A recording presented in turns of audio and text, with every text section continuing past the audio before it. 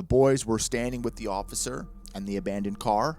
Sonny, the scout leader, comes out of the brush, waving this machete, screaming, terrified, covered in dirt, burned.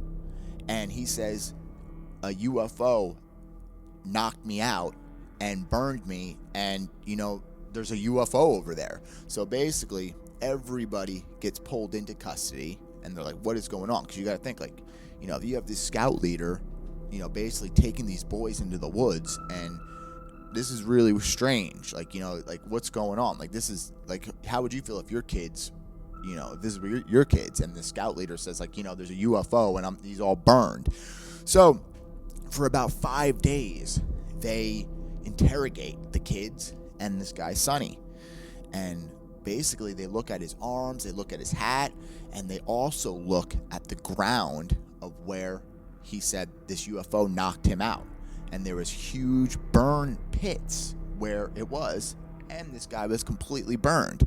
So now, this is kind of out into the public because, you have kids involved, so they need to start to cover this up. So immediately they said, this has to be a hoax, there's just no way.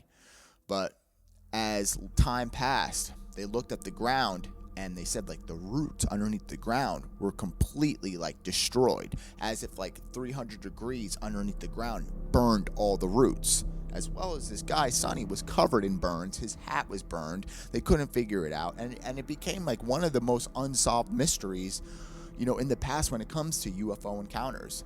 And the strangest thing about it all is that this guy, Sonny, was never seen again. Completely unexplained. And you have to wonder where this guy went after this encounter.